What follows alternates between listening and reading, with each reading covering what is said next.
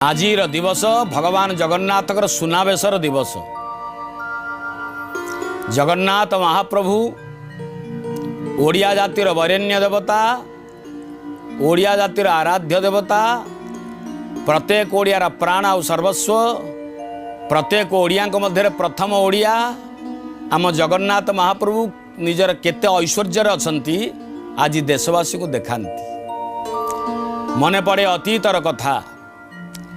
ये बेसर ना हूँ बड़ तड़ाऊ बेस, रथ दाण्डरे बेस, रथ दाण्डे थी अतीत तो मास मास धरी रथ रोला।